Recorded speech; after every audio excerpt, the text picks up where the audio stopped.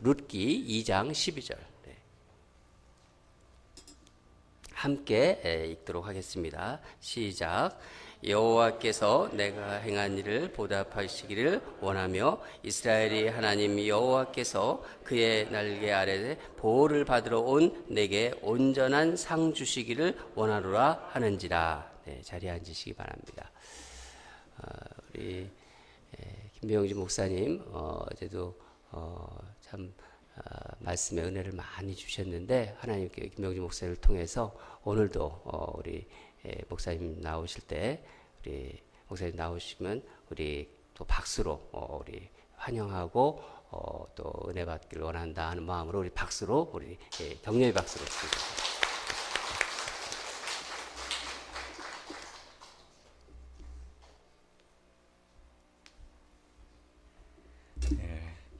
밤새 평안히 주무셨습니까? 하나님께서 오늘 좋은 하루를 허락해 주셨는데요. 우리 잠깐 말씀 보기에 앞서서 기도하도록 하겠습니다. 사랑하는 주님, 지난 간밤에 우리로 하여금 평안히 쉬게 하셨으니 감사합니다. 아침에 주님께서 우리에게 주시는 새로운 생명의 호흡을 들여 마시며 새로운 기회와 또 새로운 하나님의 선물들을 기대하는 마음으로 하루를 출발하게 하신 것을 인해 감사합니다. 오늘 우리에게 주신 이 하루가 놀라운 축복이고 또 하나님의 은혜인데 말씀을 듣고 또 찬양하고 기도함으로 오늘 하루를 열며 오늘 하루를 즐겁게 그리고 기쁘게 감사함으로 살아가기를 결단합니다. 이 시간에 주의 종들의 마음 가운데 성령 하나님 함께 계시오니 나타나 주시고 우리의 마음의 감동으로 깨달음으로 그리고 헌신과 결단으로 이 시간에 주님 앞에 반응할 수 있도록 우리를 도와 주시옵소서. 감사함이 예수님의 이름으로 기도드렸습니다. 아멘. 제가 딸이 둘이 있어요. 그래서 딸이 둘이 있는 사람을 보고 딸기 아빠라고 이렇게 하더라고요. 첫째는 딸이고 둘째는 좀 섭섭해서 기집애 이래서 딸기 아빠예요. 애들이 많이 커가지고요. 큰애는 이제 올해 대학을 가고 둘째는 이제 고등학교 올라가서 이제 프레시맨입니다. 아이들이 어렸을 때 한국 학교를 다니게 했어요. 집에서 한국말을 쓰고요. 그래서 이제 한국 학교에 갔는데 한국 학교에서 이제 그 한국 문화를 가르쳐 주기도 하면서 특별활동 시간에 장기를 배우게 했습니다. 이제 장기를 배우고 오니까 집에서 아빠하고 장기를 두고 싶었던 모양이에요. 그래가지고 피곤한 저를 막 붙들고 아빠 자기랑 장기 두자고 이렇게 애들이 했습니다. 저도 뭐 장기를 잘 두는 편은 아니지만 그래도 애들보다는 그래도 훨씬 더 잘 둘 수 있죠. 많이 해봤으니까. 그래서 이제 아이들하고 장기를 더 보면요, 재밌는 현상을 많이 발견하게 돼요. 아이들이 아직 초보 단계에 있기 때문에 어떻게 하면 상대편의 말을 먹을까 이런 거에 아주 고심을 많이 합니다. 근데 정작 내가 눈앞에 보이는 말을 먹기 위해서 너무 집중을 한 나머지 상대방의 말이 어디로 움직이는지에 대해서는 별로 관심이 없어요. 내가 가는 길이 지금 중요하지 아빠가 어디다 두는가 그리고 왜 거기다 뒀는지에 대해서는 별로 생각해 보지 않습니다. 당장 한두 수 만에 상대편의 말을 잡아먹어 보기 위해서 아주 골똘히 생각해요. 그 모습을 보면요 얼마나 귀여운지 몰라요. 막 턱을 개고요 한참을 생각을 하는 거예요. 그리고 수를 두는데 이상하게 몇 수 가보면 자기가 먹고 싶었던 그 말이 온데간데 없이 사라져 버립니다. 어디 갔지? 근데 자기가 가는 거에 너무 집중을 하다 보면 정작 자기에게 있어서 너무나 중요한 말들, 포나 차 같은 그런 말들이 어느새 없어져 버린 거예요. 그렇게 몇 수를 두다 보면 이제 아이들이 슬슬 짜증이 나기 시작합니다. 자기 실력으로 안 되니까요. 저는 착한 아빠니까 그렇게 하다가는 이제 막 져주는 거예요. 이것도 너 먹어라. 그리고 자기가 노력해서 마치 먹은 것처럼 먹이를 거기다 두고 어휴 아빠가 그 생각을 못했네 이렇게 하면서 이제 장단을 맞춰주는 것이죠. 그런데 계속 판을 둬도요 이 초보의 한계는 뭐냐, 두는 대로 똑같이 두는 거예요. 몇 판을 거듭을 해도 거기서 배우지를 못합니다. 왜냐하면 가르쳐 주지를 않으니까. 맨날 두는 방식대로 똑같이 두면서 왜 이렇게 나는 안 되나 고민하고 있는 것이죠. 조급하게 무리수를 두기도 하고요. 그리고 상대방의 말의 움직임을 살펴보지 못하는 그 습성은 쉽게 바뀌어지지 않더라고요. 장기판을 대하는 그 수준이 다르기 때문입니다. 장기 두면서 저는요, 하나님께서 우리에게 대해서도 이렇게 생각하시겠다 하는 그 생각을 하게 됐어요. 참 답답할 때가 많이 있죠. 내 딴에는 열심히 한 거예요. 고민한 거예요. 최선을 다한 거예요. 근데 결론은 실패예요. 모자람이에요. 실수예요. 계속 똑같이 그 일이 반복이 되는데도 내 excuse, 변명은 나는 최선을 다했다는 거예요. 열심히 생각해서 무엇인가를 했는데 결과가 그렇게 나오지 않았다 그러면 복기를 해봐야 되지 않겠습니까? 왜 잘못됐는가? 그런데 똑같은 방식으로 계속 두고 있으면서도 같은 결과가 나오는데 다른 결과를 가져올 것이라고 착각하는 거. 도대체 이 착각은 어디서 온 착각일까요? 그래서 하도 답답해가지고요. 이 수학하는 과학자가 이런 말을 한 적이 있어요. 똑같은 방식으로 하면서 다른 결과를 가져올 것이라고 생각하는 것은 정신이 나간 사람이나 하는 짓입니다. 그 유명한 이 알버트 아인슈타인이 한 말입니다. 아주 그냥 고차방정식, 아주 그냥 복잡한 그런 수식으로 막 이렇게 계산을 푸는데 자기가 보기에는 한심하기 짝이 없는 거예요. 똑같이 하고 있으면서 그러면서 다른 결과를 가져오기를 기대하는 사람들을 보고 정신이 좀 제대로 된 것인가 이렇게 하는 것이죠.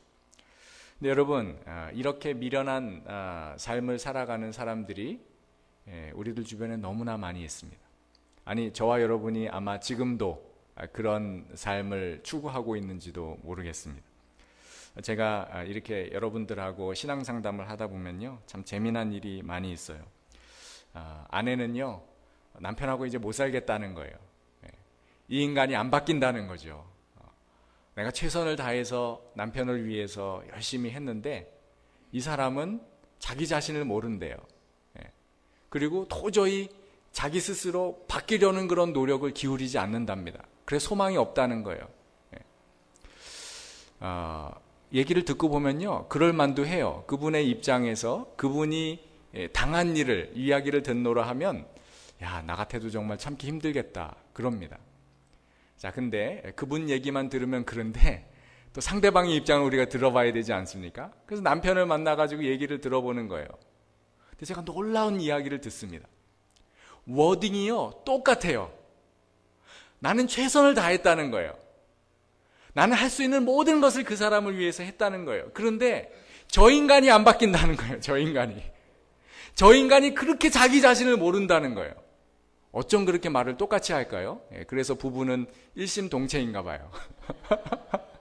똑같이 자기 자신을 모른다는 거죠. 그리고 안 바뀌려고 한다는 거예요. 제가 그래서 그 얘기를 들으면서 그렇게 생각합니다. 그렇게 얘기하는 자기 자신은 왜 못 보나?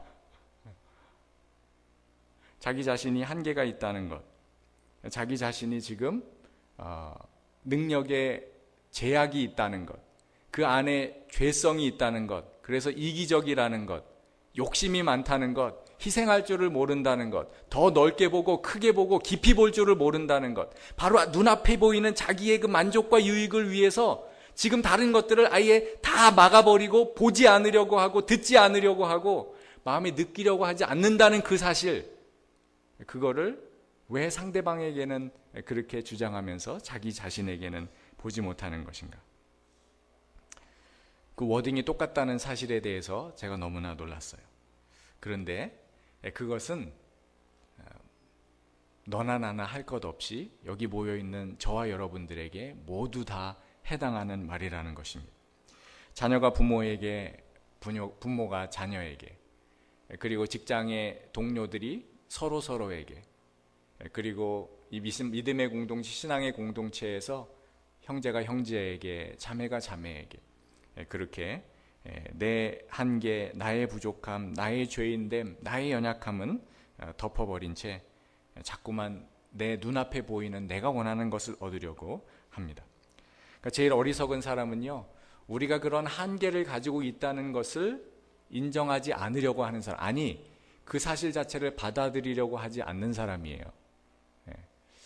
무식에도 수준이 있다는 거 여러분 아시죠? 무식한 거에도 수준이 있는데요, 제일로 무식한 사람은 어떤 사람인지 아세요? 자기가 모른다는 사실을 모르는 사람이에요. 그거보다 더 무식할 수는 없어요. 자기가 모른다는 사실조차를 몰라요. 근데 뒤집어 얘기하면 그 사람은요, 겉으로 드러나기에는 자기는 모든 것을 다 이해하고 있다고 생각합니다. 자기가 모든 문제를 다 파악하고 있다고 생각하고 자기가 그 문제에 대한 해답을 가지고 있다고 생각하고 있는 거예요. 그러나 그것은 착각일 뿐이죠. 정말 현명한 사람은 그 자신의 한계를 직시하고 자기보다 훨씬 더 우월한 사람, 자기보다 훨씬 더 탁월한 사람, 자기보다 훨씬 더 전문적인 지식과 경험을 가지고 있는 그런 사람에게 겸손히 머리를 조아리는 사람입니다. 그런 사람을 하나님께서 사용하시는 것이죠. 그런 사람이 지혜 있는 사람입니다. 네, 여러분, 저와 여러분은 이런 지혜가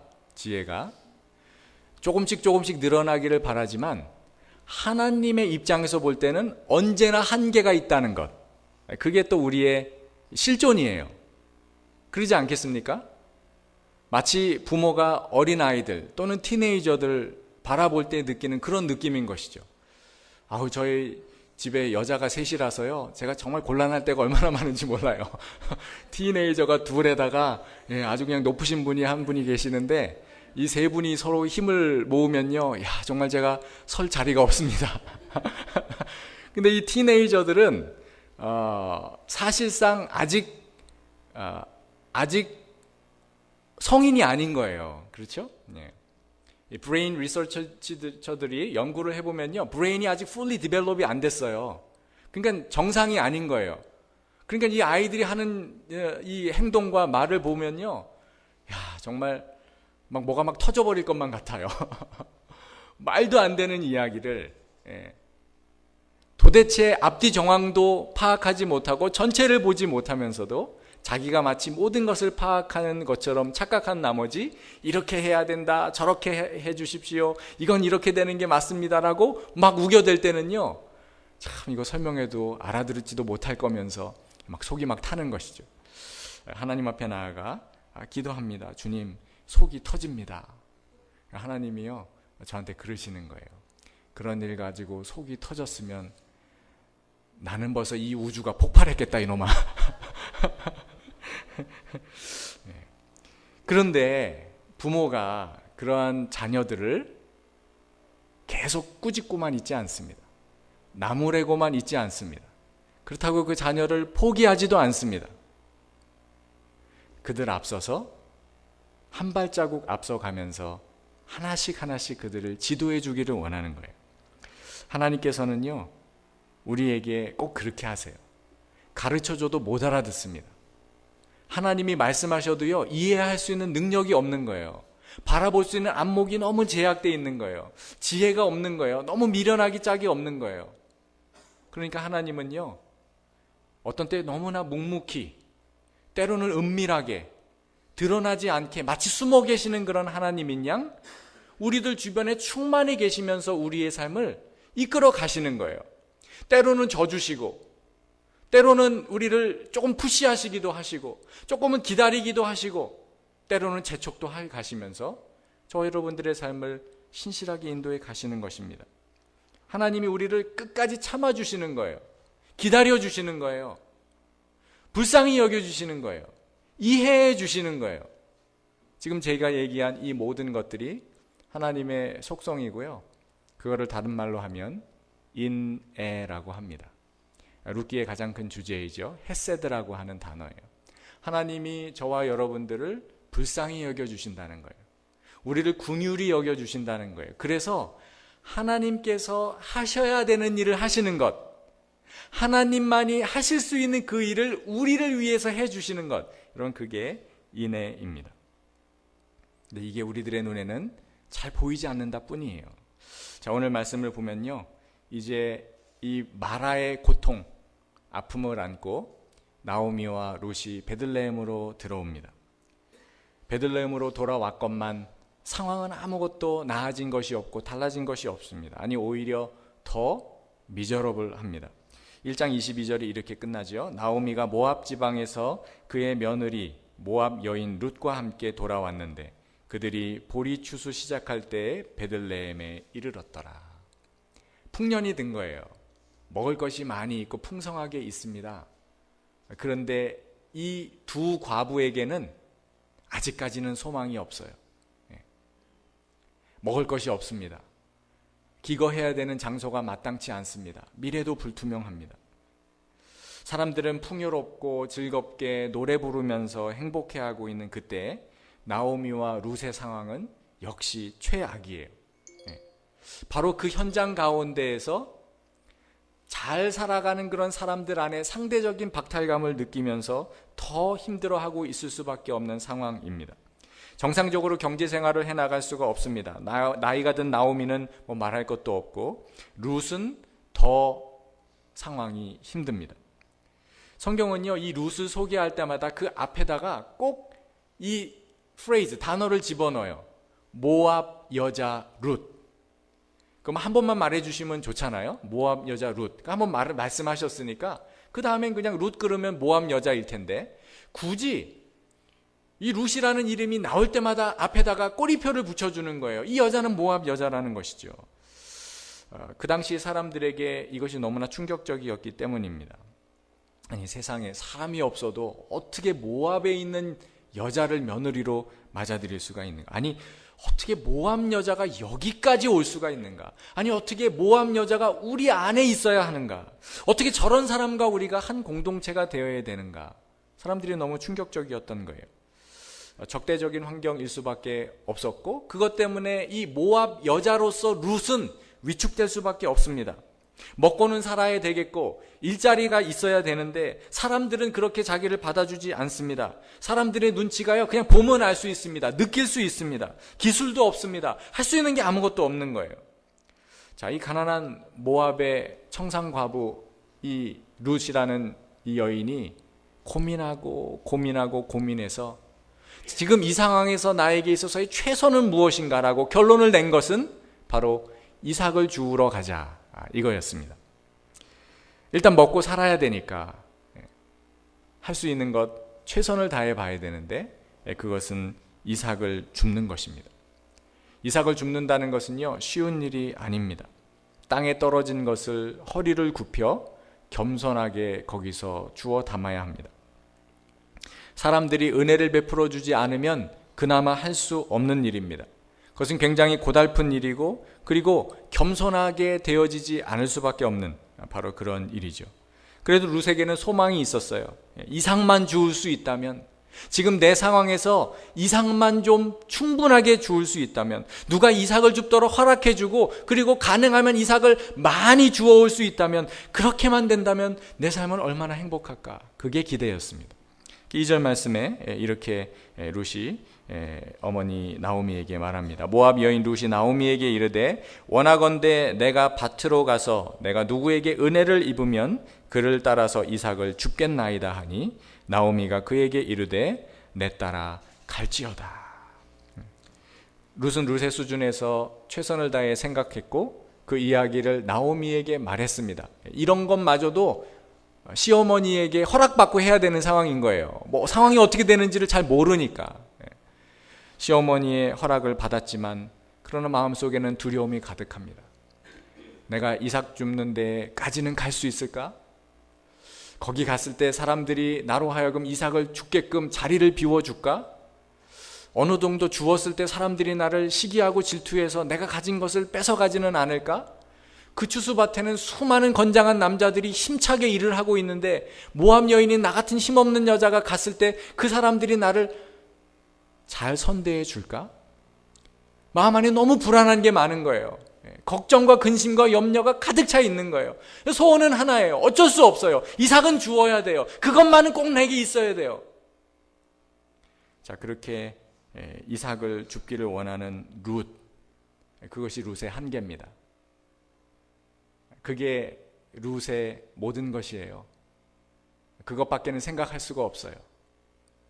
네, 여러분, 바로 이 순간에 하나님의 인애의 손길이 나오미와 룻을 감싸고 있다는 사실을 이 룻기는 우리를 통해 보여주고 있습니다.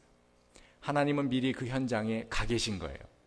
그리고 나오미와 룻은 상상할 수도 없는 일을 이미 그 보이지 않는 비하인드 씬에서 하나님은 역사를 하고 계십니다. 그래서 2장 1절 말씀이 이렇게 시작되는 것이죠. 나오미의 남편 엘리멜렉의 친족으로 유력한 자가 있으니 그의 이름은 보아스더라. 앞으로 어떻게 될 것인지는요, 이 내러티브가 진행이 돼야 알 수 있습니다. 우리는 그 끝을 다 알고 있기 때문에. 그러나 룻과 나오미는 이해하지 못하는 거예요. 이 글을 처음 읽는 독자들도 이해하지 못합니다. 왜 갑자기 이런 이야기가 난데없이 나오는 것일까? 문학적인 장치로 이것을 복선이라고 하죠. 이게 아주 중요한 클루예요. 이게 메시지예요. 룻의 한계를 완전히 덮어버리는, 룻의 그 좁아버린 시선과 그 퍼스펙티브를 완전히 다르게 만들어줄 수 있는 하나님의 놀라운 플랜은 이미 시작이 되었다는 거예요. 그의 인생을 완전히 바꾸어 놓을 수 있는 엄청난 하나님의 이 은혜의 역사가 하나님 편에서는 이미 시작이 되었다는 거예요. 하나님이 나오미와 룻을 위해 준비하신 계획은요, 차원이 다른 거예요. 급이 다릅니다. 룻이 상상할 수 없었던 일, 꿈에도 생각해 보지 못했던 일, 바로 그것을 하나님은 준비하고 계셨는데, 그것은 바로 베들레헴의 최고의 유력자 보아스를 룻과 결혼시키는 것입니다. 이 보아스만 있으면요, 모든 것을 다 얻습니다. 아니, 룻이 생각할 수 있는 최고의 삶의 수백 배, 수천 배가 되는 것을 통째로 다 얻습니다. 룻은 그것을 생각할 수가 없어요. 하나님의 계획은요, 룻에게 가장 좋은 것을 주는 것에만 그치지 않습니다.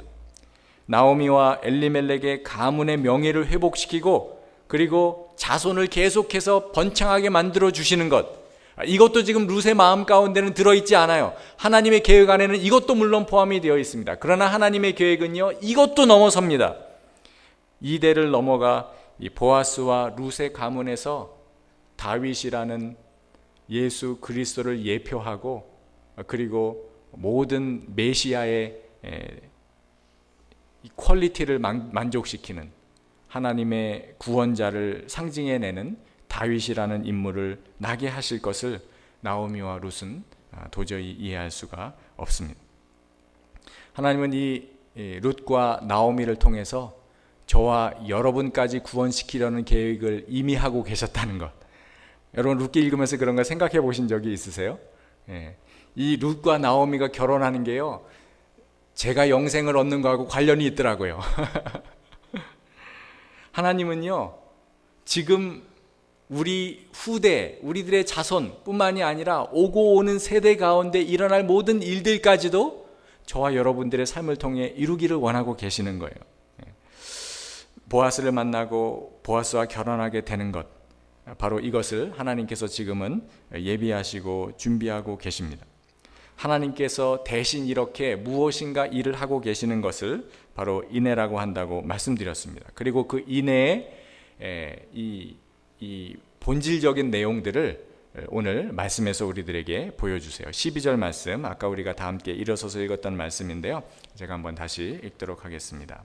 여호와께서 내가 행한 일에 보답하시기를 원하며 이스라엘의 하나님 여호와께서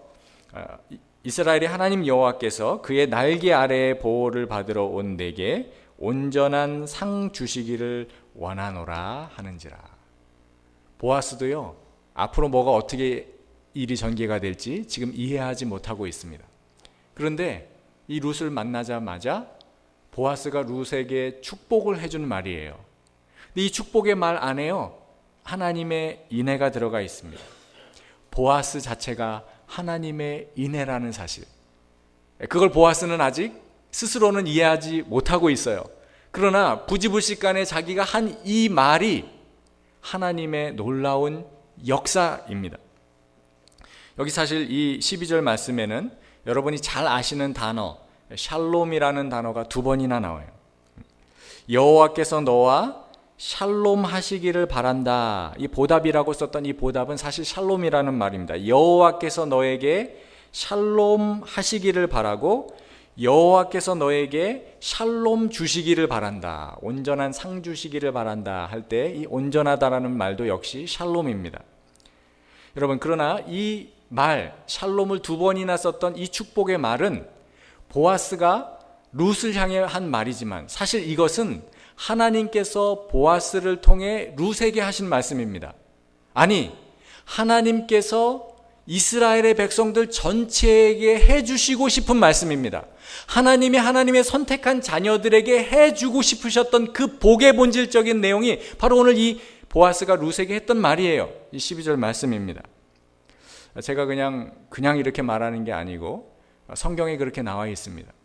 민수기 6장 22절부터 27절까지의 말씀을 보면요, 하나님께서 이스라엘 백성들에게 이렇게 복을 주고 싶으셔서 이스라엘에게 복의 매개체가 되어지는 레위 지파의 사람들, 아론의 자식 자손들에게 이렇게 이스라엘을 축복하라라고 인스트럭션, 이걸 주신 적이 있어요.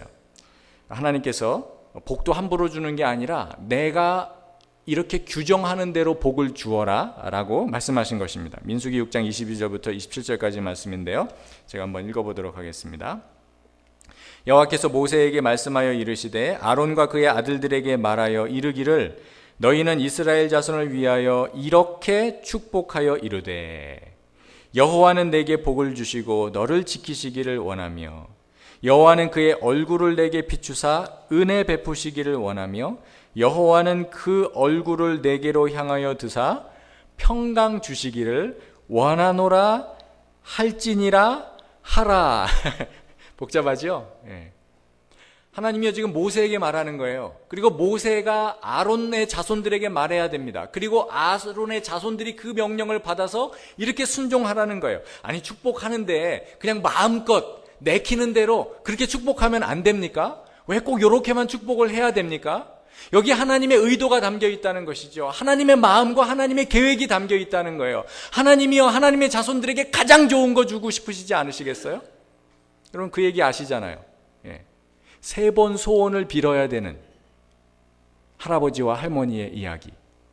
시간이 없어서 제가 그 얘기, 재밌는 얘기인데 다는 못 들려드리고요. 예, 결론은 뭐냐면 소세지가 코에 붙었다가 소세지가 나중에는 떨어지는 것으로 가지고 있는 모든 축복을 다 낭비해 버렸다, 뭐 그런 얘기입니다. 뭘 빌어야 되는지를 모르는 거예요. 예. 하나님께서요 엉뚱한 거 빌지 말라고, 내가 원하는 축복은 이런 것이라고 말씀해 주신 것이요 이것입니다. 여호와께서 내게 복을 주기를 원하신다. 이 말은 여호와 하나님이 너희들을 향해 가지고 계시는 그 인텐션 자체가 복이라는 거예요. 하나님 자신이 복이라는 거예요. 하나님이 인애를 가지고 계시다는 것을 인정하고 받아들이는 것, 그게 복이라는 것입니다. 여호와 하나님은 그의 얼굴을 내게 비추사 은혜 베푸기를 원하고 계신다. 하나님이요 우리를 향해 얼굴을 비춰드시는 거예요. 저와 여러분을 너무 사랑하시는 거예요. 저와 여러분들을요 그냥 기뻐서 어쩔 줄을 모르시는 거예요. 우리에게 그의 얼굴을 향해 드시기를 원하고요, 얼굴과 얼굴을 맞닿아 보는 것처럼 그런 그 친밀감 가운데 들어가기를 원하시는 거예요. 그게 축복이라는 거예요. 그것만이 축복이라는 거예요. 그게 최고의 축복이라는 거예요. 여호와는 그의 얼굴을 내게로 향하여 드사 평강 주시기를 원하노라. 하나님과 우리 안에 샬롬이 이루어진다는 것, 그래서 하나님이 우리를 기뻐하시고 우리가 하나님을 기뻐하고, 그래서 하나님이 우리 안에 계시고 우리가 하나님 안에 거하게 되는 것, 그럼 그거 외에 다른 어떤 것이 우리에게 필요합니까? 그거 외에 다른 어떤 것이 더 우리를 복되게 합니까? 그것 외에 다른 어떤 것이 우리에게 만족을 줄 수 있습니까? 바로 이 순간 여러분의 마음에 이것이 믿어지지 않는다면 여러분은 지금 이 복을 누리고 있지 못하는 거예요. 그래서 이 복을 알게 하시려고 이렇게 복을 선언하라고 명령하신 것입니다. 하나님 말고 다른 것이 우리는 너무나 많이 필요해요.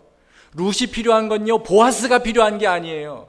룻이 원했던 것은요, 이삭이 필요했던 거예요. 이삭만 많이 주었으면 좋겠는 거예요. 그게 한계인 거예요. 그것만 있으면 만족하겠는 거예요. 그것만 있으면 기쁘겠는 거예요. 그것만 있으면 즐겁겠는 거예요. 그러나 하나님은 그게 아니라는 거예요. 내가 너에게 주고 싶은 것은 보아스를 주기를 원해. 그럼 보아스가 무슨 뜻인지 아십니까? 그 안에 힘이 있다, 그런 뜻이에요. 또는 그 힘의 능력으로, 그런 뜻입니다. 하나님은 보아스를 주기를 원하셨어요.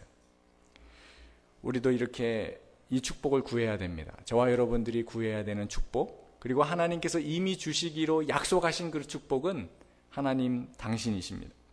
성경 전체는요, 다 이 이야기예요. 여기에서 벗어나는 주제는 있지 않습니다. 하나님은요, 우리에게 하나님 당신을 주시고 싶어 하시고 하나님의 계획대로 우리를 이끌어가기를 원하세요. 그런데 우리 편에서는요, 그게 이해가 안 가는 거예요. 아빠가 왜 저기다 말을 두는지가 이해가 가지가 않는 거예요. 하나님이 왜 나를 이런 지경으로 이끌어 가시는지가 이해가 가지 않는 거예요. 하나님이 아브라함에게 나타나셔서 하늘의 별을 봐라, 바닷가에 나가서 모래를 세어봐라 라고 말씀하셨을 때 아브라함은 이해가 가지 않습니다. 하나님 그냥 이스마엘이나 그냥 잘 키우게 도와주세요. 이해가 가지 않아요. 이해가 갈 수가 없지요. 그러나 하나님은 그 신실하신 인애대로 아브라함을 이끌어 가시는 것입니다. 요셉이 꿈을 꾸었습니다. 정말 좋은 꿈이었어요. 그 꿈을 요셉이 어떻게 해석을 했는지는 너무나 분명합니다. 당신들이 나한테 절할 거예요. 요셉이 보았던 그 꿈, 비전은요, 그거예요. 형제와 자매들이, 아버지까지도 나에게 무릎을 꿇고 절할 수 있을 만큼 내가 그런 존경받는 사람이 될 것 같구나. 정말 그런 일이 있을까? 그런 일이 있으면 좋겠네. 그래서 형들한테 가가지고 자랑한 거예요. 야, 이렇게 된대요. 그게 한계예요. 하나님이 주고자 원하시는 것들은요, 그 정도에 그치는 것이 아니었거든요. 그래서 그는 배신당해서 노예로 팔리고 억울한 누명을 쓰고 감옥에 갇히게 됩니다. 하나님의 인애는요, 그러나 그 현장 가운데 충만히 계셨던 것이죠. 모세가 미디안 광야에서 40년을 늙었습니다. 모든 힘이 다 빠져나갔고 삶의 의욕이 상실해졌고 소망을 잃어버렸어요. 미디안 광야에서 양치면서 무슨 일을 할 수 있겠습니까? 자기는 이제 자기의 인생은 모든 것이 끝났다고 생각을 했고, 그리고 나의 인생 가운데 이제 앞으로 펼쳐질 모든 일들은 내가 여태까지 살아왔던 바로 그 일들이 더 어렵게 심화될 뿐, 그래서 늙어서 이렇게 사라져 버릴 뿐 나에게 있어서 소망은 없다고 생각했습니다. 그런데 하나님께서 나타나신 거예요. 내가 너를 바로에게 보내 내 백성을 구원해 내겠다 말씀하십니다. 모세가 코웃음을 치고요, 하나님 농담하지 마세요, 이렇게 많이 말합니다. 얼마나 많이 하나님 앞에 그렇게 말을 했는지 하나님이 나중에 화를 내시는 거예요. 너 한번 혼나볼래? 성경 전체가 이 이야기입니다. 예수님의 제자들이 예수님께서 십자가에 달리신다고 하셨을 때, 아니 십자가에 달려야만 한다고 하셨을 때, 내가 너희를 두고 먼 곳으로 가야만 한다고 하셨을 때 무슨 얘기인지 도대체 이해를 할 수가 없었어요. 근데 그것은 그들에게 줄 수 있는 최고의 것이었다고 예수님께서 말씀하십니다. 내가 떠나가는 것이 너희에게 유익하리라. 이사야서 55장 8절부터 9절까지 말씀, 이렇게 말씀하십니다. 이는 내 생각이 너희의 생각과 다르며 내 길은 너희의 길과 다름이니라. 여호와의 말씀이니라. 이는 하늘이 땅보다 높음같이 내 길은 너희의 길보다 높으며 내 생각은 너희의 생각보다 높음이니라. 사도 바울이 이것을 알았죠. 아니, 모든 하나님의 사람들은, 하나님을 경험했던 사람들은 이거를 배워갑니다. 그래서 삶의 순간순간마다 이걸 붙잡는 거예요. 하나님의 그 인애가 나와 함께 계시다. 하나님이 나를 지금도 움직여가고 계시다. 고린도전서 2장 9절에 사도 바울이 이렇게 고백합니다. 기록된 바 하나님이 자기를 사랑하는 자들을 위하여 예비하신 것은, 그 예비하신 모든 것들은 눈으로 보지 못하고 귀로 듣지 못하고 사람의 마음으로 생각하지도 못하였다 함과 같으니라. 선배들이 그렇게 말했는데 본인이 지내보니까요, 정말 그런 거예요. 사도 바울이 어떻게 알았습니까? 예수 그리스도를 그렇게 만나게 될지. 그렇게 교회를 핍박하고 잔해하고 성도들을 못살게 굴다가 그 인애의 하나님을 정면으로 만나게 될지 어떻게 알았겠습니까? 무엇으로 그것을 상상했겠습니까? 저 멀리만 계시는 하나님, 두려운 하나님, 늘 징책하시고 꾸짖으시고 율법과 계명을 지켜야만 하나님을 기쁘게 해야 되는 줄로 알았던 바로 그 사도 바울의 마음속에 하나님이 직접 들어와 앉게 되신다는 이 놀라운 사실이 현실로 다가올 수 있다는 것, 그걸 경험하고요. 그거 얼마나 놀랐을까요? 사랑하는 여러분, 저와 여러분들이 경험해야 되는 것은요, 이런 것입니다. 내 삶에, 내 가정에, 내 직장에, 그리고 이 믿음의 공동체 안에 부어지고 현실화되고 일어나야 되는 것은 이상만 많이 주었으면 좋겠다라고 생각하는 저와 여러분들의 꿈과 비전이어서는 안 됩니다. 우리의 삶의 모든 영역에서 현실화되고 이루어져야 되는 것은 하나님의 인애입니다. 하나님의 비전입니다. 하나님의 꿈입니다. 하나님의 계획입니다. 하나님은 그것을 위해 우리의 인생을 이끌고 가고 계시는 거예요. 그래야만 하나님이 드러나기 때문에, 그래야만 하나님의 영광이 나타나기 때문에, 그래야만 하나님의 이 생명의 말씀, 그리고 그 말씀의 화신이신 예수 그리스도, 그리고 그 예수님의 실체이신 성령 하나님이 각자 개인에게 충만하게 경험되어질 수 있기 때문에 우리에게는 그것이 필요합니다. 그래서 우리는 그렇게 기도해야 돼요. 여러분, 여러분이 상상할 수 없는 것들을 지금 하나님이 준비하고 계시다는 것을 여러분이 믿을 수 있기를 간절히 소원합니다. 이미 이 일은 주님께서 우리에게 이루어 놓으신 일이에요. 저와 여러분에게 보아스를 준비시켜 놓으셨습니다. 아니, 이미 그 보아스와 결혼시키셨어요. 보아스와 룻이 한 몸이 된 것처럼 우리가 우리에게 있어서 그 보아스, 그 안에 능력이 있고 그 안에 힘이 있는 바로 그분과 우리가 연합되어져 있습니다. 예수님이 얼마나 그 말씀들을 많이 하셨습니까? 내가 너희를 거하와 같이 버려두지 아니하고 반드시 너희에게로 올 것이다.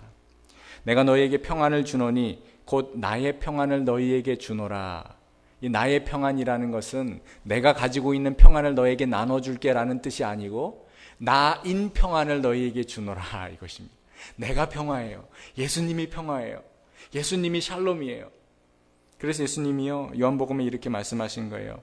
내 안에 거하라. 나도 너희 안에 거하리라. 가지가 포도나무에 붙어있지 아니하면 스스로 열매를 맺을 수 없음같이 너희도 내 안에 있지 아니하면 그러하리라. 나는 포도나무요 너는 가지라. 그가 내 안에 내가 그 안에 거하면 사람이 열매를 많이 맺나니 나를 떠나서는 너희가 아무것도 할 수 없느니라. 주님을 떠나서는요 아무것도 할 수 없습니다. 사랑하는 여러분, 주님을 떠나서는 우리가 할 수 있는 것이 아무것도 없어요. 그걸 아는 게 은혜입니다. 그걸 깨닫게 하시는 것이 은혜입니다. 이제 이 ANC 온누리 교회 일랜드 캠퍼스가 10주년을 맞았어요. 이제 10살이 된 거예요. 제가 섬기는 갈보리 교회는 올해로 47살이 되었습니다. 조금 늙었죠? 여러분 아직 티네이저도 아니에요. 배우셔야 되는 게 많습니다. 47년 된 교회에 제가 목회를 하다 보니까요, 교회에도 라이프 사이클이 있어요. 모든 것이 다 그렇기 때문에 교회에 흥망성쇠가 있습니다. 여러분은 기대가 많으시겠죠?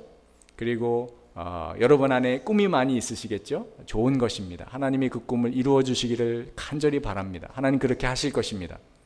그러나 하나 정말 중요한 것을 잊지 마세요. 우리의 꿈이 아니라 하나님의 꿈이어야 합니다.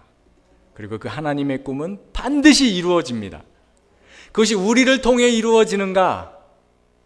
아니면 그렇지 않고 다른 사람들의 손에 의해서 이루어지는가? 그것의 차이가 날 거예요.